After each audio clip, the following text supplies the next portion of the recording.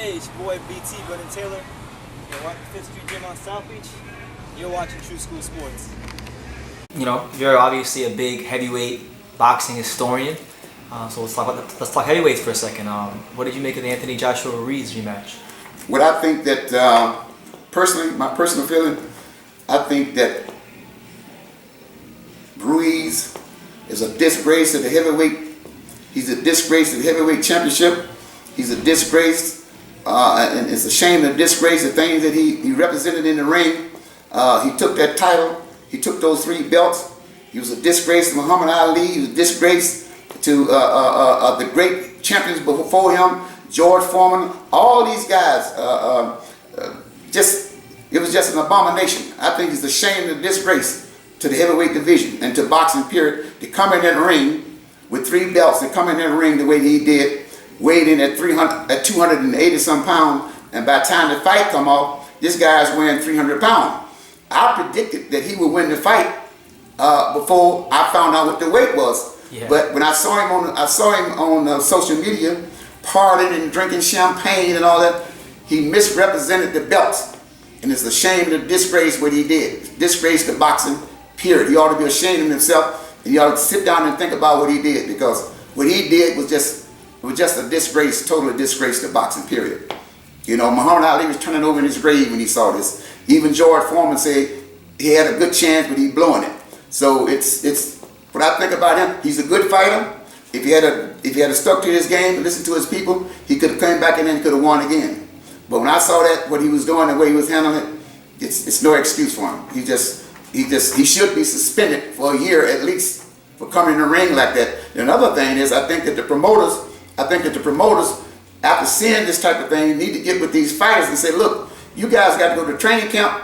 You got to go by these rules. You got to do what Don King did. Don King had all his fighters all the way back to Ernest Shake and all of them. They had to go to training camp so that they could perform, especially perform on the networks. Yeah. It's a shame you go on the network, you're getting tired, you're out of shape, and this type of thing.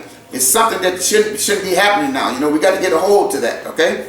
Got to get a handle on these things. It's just a shame. And you got PBC, you got Mayweather Promotion. All these guys are working hard to make our sport better, to enhance our sport. And what the fighters are doing, are going out here doing all different types of things to disgrace the sports and misrepresent the promoters and managers. Absolutely. How do you think like this compares to like Buster Douglas when he came back and fought Holyfield after he beat Mike Tyson for the title? Does it compare at all? Well, the thing about Buster Douglas is this. I knew that they tried to change the format of boxing. Steve Wynn tried to change the format of boxing. What he tried to do is get rid of the promoters. He said he doesn't need a promoter. All he needs is the backing of Steve Wynn. All he needs is the backing. And I saw where Buster Douglas was laying on the back of a car, and he was just relaxed, laying on the back of a car, and Steve Wynn said, look, he's so relaxed. He's this and he's that. And I knew then that he didn't know what he was talking about. I knew that this guy was not going to go in there and fight. He wasn't the same guy that fought Mike Tyson. I already knew that. When I saw that, I said, listen, this guy here ain't going to do no fighting tonight. You know, he's not going to do anything.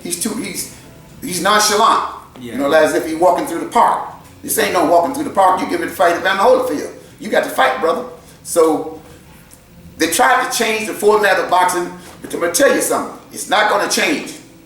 Boxing is not going to change, okay? And the fighters, the young fighters today, they're trying to change the format. But the bottom line is, you're still getting hit upside of the head and in the body. You're not going to change that because it's a contact sport. So if you don't go by the old rules and the old format, you're not going to last long. That's why you got a guy win a championship on Monday and he loses it on Friday. Yeah. You know, that's the way it is. And the young trainers are saying, well, I can't get them to do nothing. And they use an excuse. Well, fighters not like they used to be a long time ago. But let me explain something to you. The game is still the same inside the ring. Outside the ring, or you may not have the discipline. You may not want to go to camp. That's fine. But inside the ring, the game doesn't change because it's contact sport. You're still getting hit. Yeah. Boxing never changes, really. No. In the ring. No. Boxing never changes. You have to understand, as long as there are poor people, there's going to be boxing. Boxing is a poor man's sport. Come on, you got to turn that off, man. Boxing is a poor man's sport.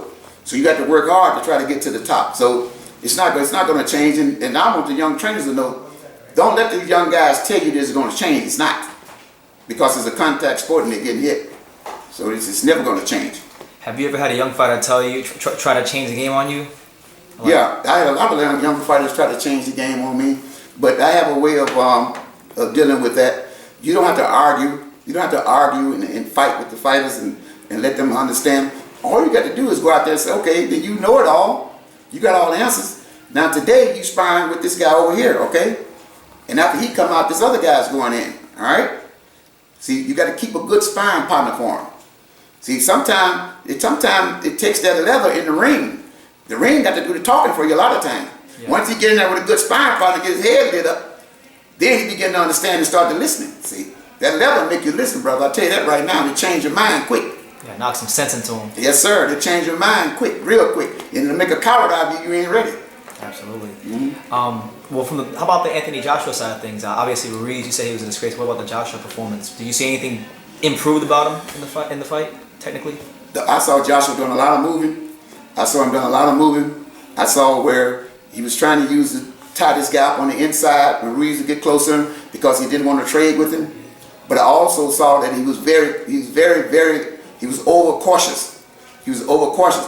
If the same Ruiz had to come in there, I think he'd have knocked him out because he was overcautious. He think he's gonna run, and hold. And Ruiz was too heavy and too big to cut the ring off and put the type of pressure on him that Joshua was trying to get away from.